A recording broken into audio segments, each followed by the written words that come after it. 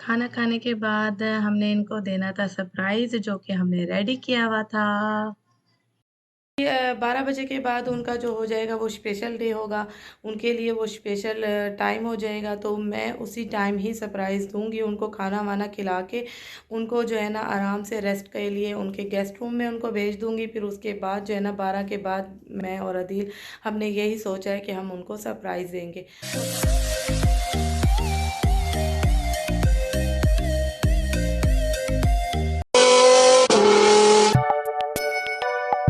वालेकुम मेरी सारी सोनी सोनी यूट्यूब फैमिली कैसी है। अल्हम्दुलिल्लाह मैं भी हूँ ठीक ठाक और आप लोग भी होंगे ठीक ठाक। अल्लाह ताला सबको ऐसे अपने अपने घरों में हंसता बसता मुस्कुराता और खुश और आबाद रखे, आमीन। अच्छा जी, दोपहर हो गई है और अदील साहब आ रहे हैं फैक्ट्री छोड़ के, अपना काम छोड़ के, क्योंकि हमने जाना है हरम मक्का जाना है, हमने गेस्ट को लेने जाना है। और उससे पहले जो है ना मैंने उठते ही बच्चों को रेडी शेडी कर दी है, बच्चे बैठे हुए वेट कर रहे हैं कि अदील आएंगे और हम लोग निकलेंगे। लेकिन उससे पहले मैं अपना एक और काम ख़त्म करके जाना चाहती हूँ। मैं इस कमरे को रेडी करके निकलना चाह रही हूँ और इस कमरे को रेडी मैं क्यों करना चाह रही हूँ ये भी मैं आप लोगों को अभी बताती हूँ। थोड़ा सा वेट। इस रूम को जो है मैं जो है ना रेडी करके इसलिए निकलना चाह रही हूँ ताकि मेरा जो है टाइम बच जाए। टाइम क्योंकि मैं अभी निकलूँगी और हमें मक्का तक जाना है।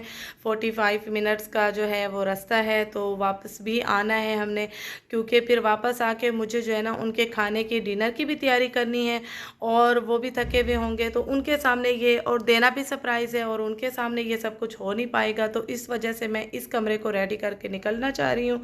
तो बस वो मेरे ख्याल से उम्रा करके आएंगे, 8-9 बजे तक पहुँचेंगे। तो यही है कि मैं पहले से रेडी करके इसको कर दूँ क्लोज़, बंद कर दूँगी मैं इस रूम को। तो बस पूरा घर तो वो विज़िट कर ही लेंगे, लेकिन इस रूम को मैं नहीं करवाऊँगी विज़िट।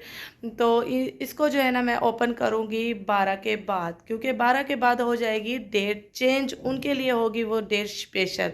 और स्पेशल होगा क्या वो भी मैं आप लोगों को बताती हूँ। वैसे मेरे इस रूम को जो है ना डेकोरेट करने की ज़रूरत नहीं है, वैसे ही माशाल्लाह वो इस लिहाज से, जिस लिहाज से उनका फंक्शन है उस लिहाज से ये पूरा रेडी है। तो वो भी 12 बजे के बाद उनका जो हो जाएगा वो स्पेशल डे होगा, उनके लिए वो स्पेशल टाइम हो जाएगा, तो मैं उसी टाइम ही सरप्राइज़ दूँगी उनको खाना वाना खिला के, उनको जो है ना आराम से रेस्ट के लिए उनके गेस्ट रूम में उनको भेज दूँगी। फिर उसके बाद जो है ना 12 के बाद मैं और अदील हमने यही सोचा है कि हम उनको सरप्राइज़ देंगे।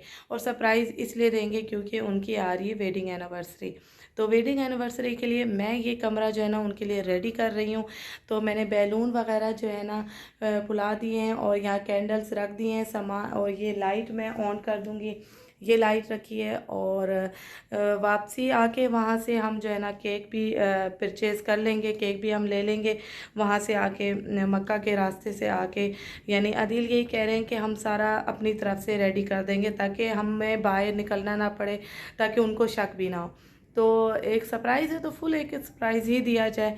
तो बस मैं इसलिए इसको रेडी करके अभी निकलूँगी।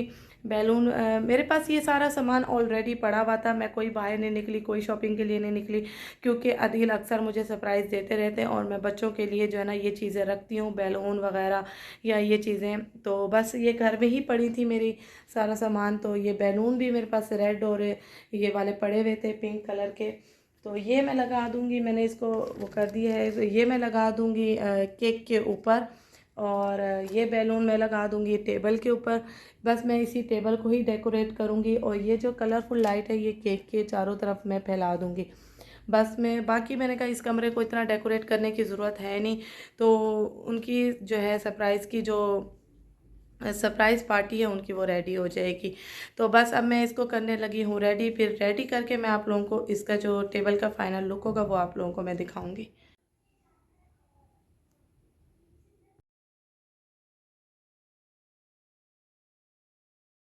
अच्छा जी, खाना खाने के बाद डेट चेंज हो गई थी। 12 बजे का हमारा प्लान था कि हमने इनको सरप्राइज़ दे देना है, तो हमने बाहर से जाके दूसरे ड्राइंग रूम के रूम से हमने इनको एंट्री दी थी, ताकि इनका ध्यान बिल्कुल ऐसे ना जाए कि इनको हमने कोई सरप्राइज़ देना है। तो जो इनके फेस पे उस टाइम खुशी थी, वो देख के जितनी हमें खुशी मिली शायद इनको मिली हो। हमें बहुत ज़्यादा खुशी मिली इनको सरप्राइज़ ये दे इनकी तरफ से प्लान है कि आप लोगों की तरफ से है?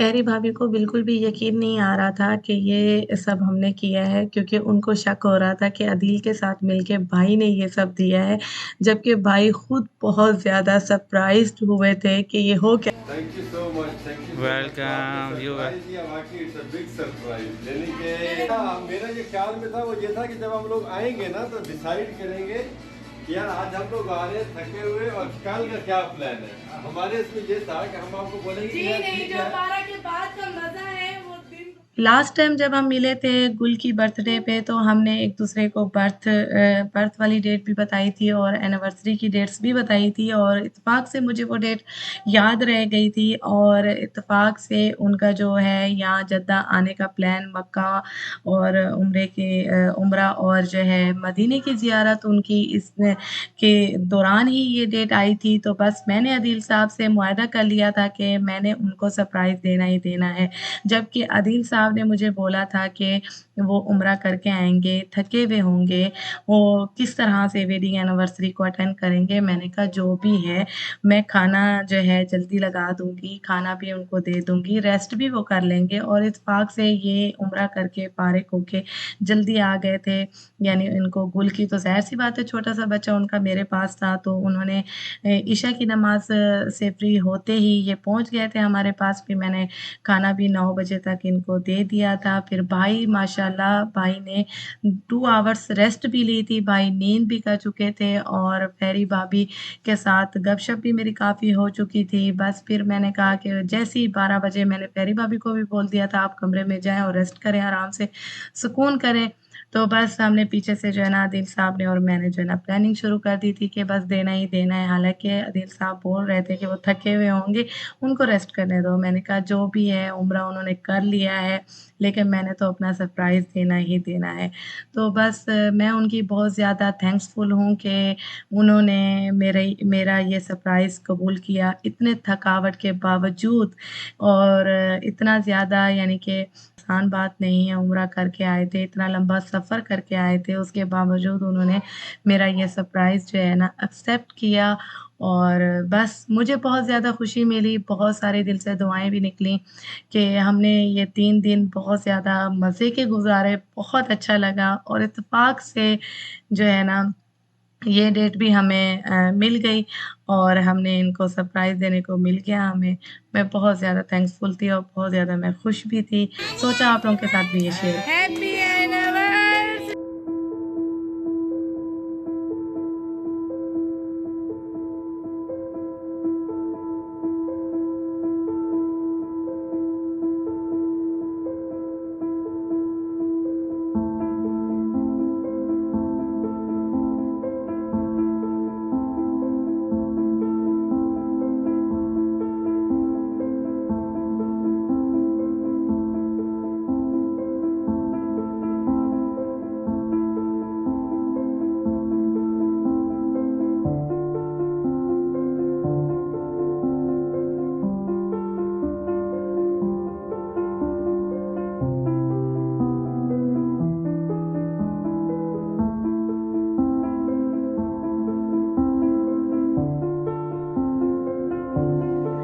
अच्छा जी, हमने काफ़ी एन्जॉय किया था, हमने पिक्स भी निकाली और काफ़ी मज़ा किया हमने, और गुल साहब भी काफ़ी हैप्पी थे आशा इनाया के साथ, जिस तरह से आप देख रहे हैं, और बस हमने फिर से दोबारा गपशप करने बैठ गए थे, हमने चाय फिर से दोबारा एन्जॉय की, और केक भी बैठ के मिल के खाया हम लोगों ने, और हमने ये नहीं कि हमारी जो एन्जॉयमेंट थी वो इसी दिन ही ख़त्म हो गई थी, ऐसा कुछ नहीं है, हमने नेक्स्ट डे में भी बहुत एन्जॉय किया, और नेक्स्ट डे का जो मेरा आने वाला व्लॉग है वो भी बहुत ही ज़बरदस्त है। आप लोगों को बहुत कुछ देखने को मिलेगा और बहुत कुछ एन्जॉय करने को मिलेगा। क्योंकि हमने की थी बोटिंग, और वहाँ हमने किया था फुल एन्जॉय। तो बस इंशाल्लाह बहुत जल्द आने वाला रहेगा। अपना बहुत सारा ख़्याल रखिएगा। आज का व्लॉग करूँगी यहीं ख़त्म, और मुझे दुआ में याद रखिएगा। ओके, अल्लाह हाफ़िज़।